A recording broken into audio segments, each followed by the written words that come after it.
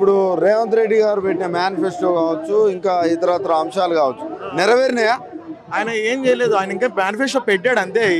అతను ఇంకా దాన్ని ఇంకా అమలు చేయలేదు. వాసన పెట్టాడు అంటే ఇంకా ఎగ్జామినేషన్ ఇప్పుడు అన్న అయింది. ఆయన వచ్చిన తర్వాత ఆయన ఎగ్జామ్ అన్న ఒకటే 30,000 ఉద్యోగాలు ఇచ్చిండంటారు, మీరేమో అసలు ఏమి ఇవ్వలేదు అంటారు. మీరే అబద్ధం ఆడతారా? కేసీఆర్ గవర్నమెంట్ ఇచ్చిన జాబ్స్ అయినా ఆయన వచ్చి ఇప్పుడు దాన్ని రీకండక్ట్ చేశాడు అంతే. కానీ అఫీషియల్ గా ఆయన ఏం చేయాలి, ఆయన మేనిఫెస్టోలో పెట్టాడు. ఒకవేళ దాంట్లో ఆయన కలిపి పెట్టిండంటే అది ఉండొచ్చేమో, ఆయన పర్సెప్షన్ ఎట్టుందో మాకు తెలియదు. కానీ ఇప్పుడు వచ్చి అప్కమింగ్ ఏవేలో నేను ఏం చెప్తున్నా మరి అదేందో ఇవి కూడా చేయొచ్చు కదా. ఆయన ఒకటే కాదు, జేఎల్ ఉంది, జేఎల్ అంటే పైన పెట్టారు. ఇంతవరకు అది ఎగ్జామినేషన్ రిజల్ట్ రాలేదు. డిఎల్ ఉన్నాయి, ఇంకా చాలా ఉన్నాయి. ఆ వార్డులో కలిపి పెట్టి ఉండొచ్చు. కానీ గ్రూప్ 2, గ్రూప్ 3 అని మేము ఆడుతాం కాబట్టి దీంట్లో పోస్టులు అనేది కొంచెం పెంచాలని కోరుకుంటాం అన్న. ఎందుకంటే అది వాస్తవం సార్. అది అదే నేను అనేది ఏంటంటే, ఒక ఛానల్లో 2 లక్షల జాబ్లకు కావాల్సిన క్యాలెండర్ ఇచ్చినామని అన్నారు. Cross check చేసుకోవాలంటున్నారు. మీ విద్యార్థులు క్రాస్ చెక్ చేసుకున్నారా? మరి ఎగ్జామ్కి బాగా నేను క్రాస్ గా దాని రిసర్చ్ కూడా చేసాం మేము చెప్పాలంటే. ఎందుకంటే మనం అంటే మేము చెప్పలేము బయటికి. ఎందుకు దొరుకుతుంది అక్కడ ఎక్కడ ఇచ్చాడు ఆయన. ఇంకా ఆయన ఎక్కిందే 6 months లో కూడా ఇప్పుడు రీసెంట్ గా ఇప్పుడు ఇక్కడ ఇంతమంది వచ్చారు. లిటరల్ చెప్తే ఇక్కడ ఇంతమంది వచ్చారు. ఇప్పుడు మన ఎమ్మెల్సీ ఎవరు గెలిచారు మన దగ్గర? మా నల్లగొండ, ఖమ్మం, ఉమ్మడలు ఎవరు గెలిచారు? తిరుమల మల్లన్న. అంటే అది ఎవరి వల్ల? అంటే వాళ్ళు దేనికి వచ్చారు? ఎమ్మెల్సీ దేనికి? అసలు ఎమ్మెల్సీ ఆక్యుపేషన్ ఏంటిది? ఆయన పని ఏంటిది? ఏవైనా నిరుద్యోగి ప్రాబ్లం అయితే దే కమ్, అంటే దే ఆల్ కమ్ అండ్ వాళ్ళు మా దగ్గర గేదర్ అయ్యి మాట్లాడాలి. బట్ ఇప్పుడు ఈ రోజు అయింది సరే, అతనికి ఓకే పొలిటికల్ గా న్యూట్రల్ గా ఏమైనా అపోజిషన్ ఉండొచ్చు, ఏమైనా ఉండొచ్చు. ఈ ఇష్యూ ఇంత జరుగుతుంది కదా, ఈ టైంకి ఎంత మార్నింగ్ 11 స్టార్ట్ అయింది. ఇప్పుడు దాకా వచ్చాను ఎవరైనా దీన్ని రిసాల్వ్ చేయడానికి వచ్చారా? మల్లన్న రాలేదని డిమాండ్ కాదు. ఆయన తీర్మానం మల్లన్న అనేది ఆయన ఎమ్మెల్సీ అంతే. ఆయన ఎమ్మెల్సీ పదవికి ఇప్పుడు ఉన్నావు. ఆయన చేయాల్సిన డెసిగ్నేషన్ ఏంటిది, వర్క్ ఏంటిది, ఆ వర్క్ చేయమన్నా. ఆయన తీర్మానాలు అవ్వచ్చు, రేవంత్ అవ్వచ్చు, ఎవరైనా ఉండొచ్చు. సీఎం ఉన్నా కూడా సీఎం బేస్లో నేను ఉన్నా కూడా నువ్వు నన్ను క్వశ్చన్ చేస్తావు. సో నేను సిచ్యువేషన్ ఏంటంటే, మా పోస్టులు ఏంటంటే మనం ఎందుకు ఎంచుకున్నాం, వాళ్ళ యొక్క ఏంది ఆక్యుపేషన్ ఏంది కరెక్ట్ చేస్తే చాలు. వాళ్ళు పోస్ట్ ఇచ్చారంటే చెప్పారు కానీ మేము అనట్లే.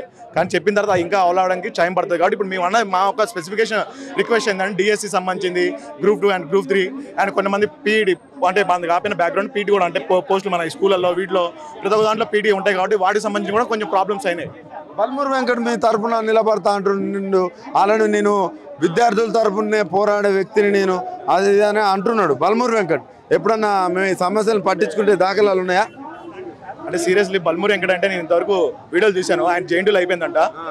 ఆయనకి వే ఆఫ్ టాకింగ్ ఎట్లా వస్తుందో తెలియదు. నేను కూడా నా సెంట్రల్ యూనివర్సిటీ అది ఒకప్పుడు అయిపోయింది చెప్తున్నా. ఆయన మాట్లాడే వే నాకు ఇంతవరకు అర్థం కావట్లేదు. అతను కూడా ఇంకో రియాజ్ ఎవరు సార్ అన్నాడు. అతనికి లైబ్రరీ సంబంధించి దేనికి చేశారు ఆయన?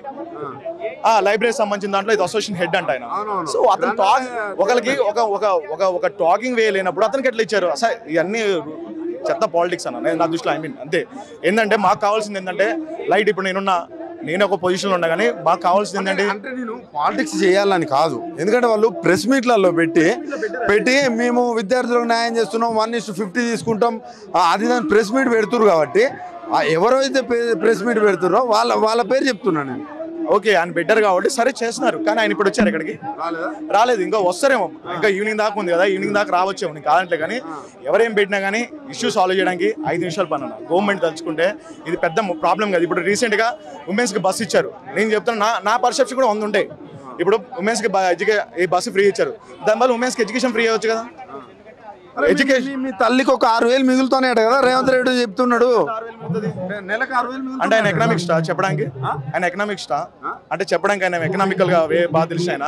తల్లికి 6,000 మిగులుతాయి అంటే వాళ్ళ యొక్క అన్న ఒకటే అన్న, మా దృష్టిలో ఒకటే. హెల్త్ ఎడ్యుకేషన్ ఫ్రీ ఇస్తే ఇవన్నీ అవసరం లేదన్న. బరాబర్ కూర్చుపోయినాయి ఇవన్నీ ఉండవు.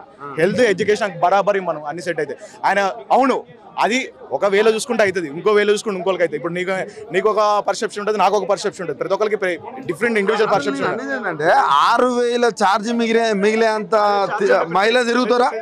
వెళ్ళదు, మ్యాక్సిమం వెళ్ళదు. అది ఏంటంటే ఇవాళ మార్నింగ్ తెలిసింది, దాని గురించి మనకు తెలియదు కాబట్టి ఇంకా చెప్పట్లేదు. వాళ్ళ అయిన తర్వాత చదువుకుంటారు, ఇలా జరగడం చాలా బాధాకరం. కానీ ఇక్కడ తెలంగాణలో కాంగ్రెస్ పార్టీ అసలు దానిపైన అసలు స్పందిస్తలేదు.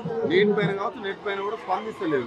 ఇక్కడ కూడా ఏంటంటే విద్యార్థులకు ఇక్కడ కూడా చాలా మంది ఉన్నారు. 24 లక్షల మంది విద్యార్థులు కూడా ఉన్నారు.